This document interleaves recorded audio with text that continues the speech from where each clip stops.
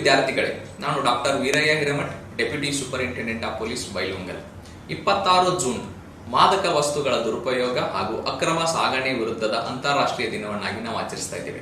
ಈ ದಿನ ನಿಮ್ಮಲ್ಲಿ ಕೋರಿಕೊಳ್ಳುವುದೇನೆಂದರೆ, say no to drugs. Drugs ನಿಮ್ಮ ಆರೋಗ್ಯವನ್ನು ಹಾಳು ಮಾಡುತ್ತದೆ, ನಿಮ್ಮ ಕುಟುಂಬವನ್ನು ನಾಶಪಡಿಸುತ್ತದೆ ಹಾಗೂ ನಿಮ್ಮ ಉಜ್ವಲ ಭವಿಷ್ಯಕ್ಕೆ ಮಾರಕವಾಗಿದೆ. ಭಯಬೇಡ, ಒಳ್ಳೆಯ ಆಯ್ಕೆಯನ್ನು ಮಾಡಿರಿ. ನೆನಪಿರಲಿ, ನಿಮ್ಮೊಂದಿಗೆ ನಾವು ಸದಾ ಇರುತ್ತೇವೆ. ಬನ್ನಿ, ಮಾದಕ ವಸ್ತುಗಳು ರಹಿತ ಸಮಾಜಕ್ಕಾಗಿ ನಮ್ಮೊಂದಿಗೆ ಕೈ ಜೋಡಿಸಿ. ಧನ್ಯವಾದಗಳು.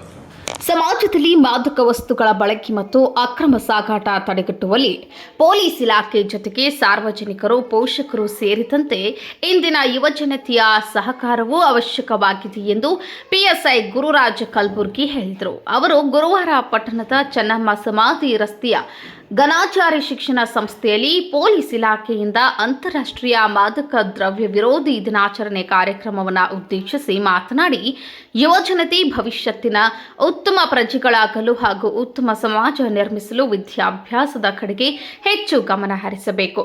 ಯಾವುದೇ ಕಾರಣಕ್ಕೂ ಮಾದಕ ವಸ್ತುಗಳ ವ್ಯಸನಿಗಳಾಗಬಾರದು. ಕುಟುಂಬದ ಮೇಲೆ ಗಂಭೀರ ಪರಿಣಾಮ ಬೀರುವುದರಿಂದ ಮಾದಕ ವಸ್ತುಗಳಿಂದ ಅತ್ಯಂತ ಜಾಗೃತರಾಗಿರಬೇಕು.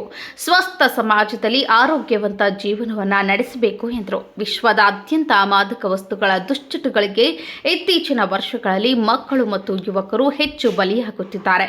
ಮಾದಕ ವಸ್ತುಗಳ ಮಾರಾಟ ಕಾನೂನು ಬಾಹಿರ ಎಂದು ಗೊತ್ತಿದ್ದರೂ ಇದರ ದಂಧೆ ಎಗ್ಗಿಲ್ಲದೆ ನಡೆಯುತ್ತಿದೆ.